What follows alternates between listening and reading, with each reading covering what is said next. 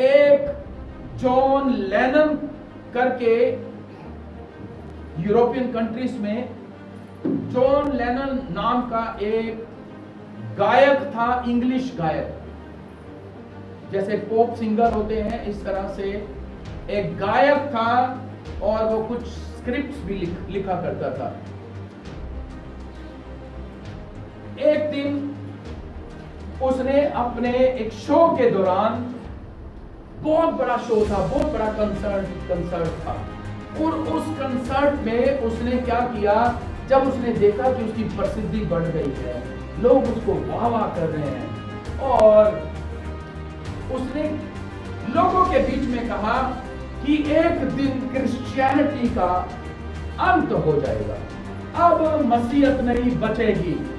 उसने इस तरह से भरी सभा में मजाक उड़ाया मसीहत का, परमेश्वर का मजाक उड़ाया उसने। किस कारण से? क्योंकि वो अब शानो शौकत में आ गया था। अब उसके गायक लिखी स्क्रिप्ट जब वो लोगों के बीच में गाता था, लोग प्रशंसक उसको वाहवाही करते थे, और उस वाहवाही को देखकर, उस प्रशंसा को सुनकर वो पागल हो गया और मसीहत को चैलेंज करने लगा, कहने लगा कि मसीहत का खात्मा हो जाएगा। बड़ी सभा में हजारों लोगों के बीच में उसने ये घोषणा की कि क्रिश्चियनिटी खत्म हो जाएगी। क्यों कहता है क्रिश्चियनिटी इसलिए खत्म होगी क्योंकि जो क्रिश्चियनिटी की जो शिक्षाएं, जो यीशु मसीह की शिक्षाएं हैं, वो बड़ी सीधी हैं, बड़ी सरल हैं। उन पे चल के हमें क्या मिलेगा? कुछ नहीं मिलता। और मेरे जो शो है, मेरी जो स्क्रिप्ट है, जो मैं लिखता हूं, वो यीशु मसीह की शिक्षाओं से बहुत बढ़कर है, जो मुझे वाहवाही देती है। पैसा लोग उड़ा उड़ा कर मेरे को देते हैं, मुझे ऐसे हाथों हाथ उठाते हैं। लगभग 1980 की बात है कि जब वो एक ऐसे ही कंसर्ट को कर रहा था, तो उस कंसर्ट को करते करते उसकी उम्र 40 साल के करीब होगी, जवान था वो।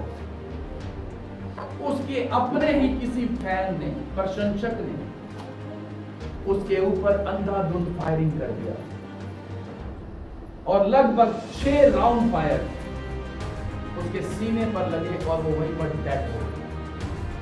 वो व्यक्ति जो प्रसिद्ध था और जो क्रिश्चियनिटी को चैलेंज कर रहा था, उसको ठट्ठों में उड़ा रहा था, जॉन लेनन 40 साल का जवान व्यक्ति, उसके अपने ही प्रशंसक के द्वारा, जिसके ऊपर वो घमंड कर रहा था कि लोग मुझे हाथों हाथ उठाते हैं, उसी प्रशंसक ने, देखो उन्हीं में से किसी एक प्रशंसक ने 6 राउंड उसके ऊपर फायर किए, और जॉन लेनन इस दुनिया को छोड़कर चला गया।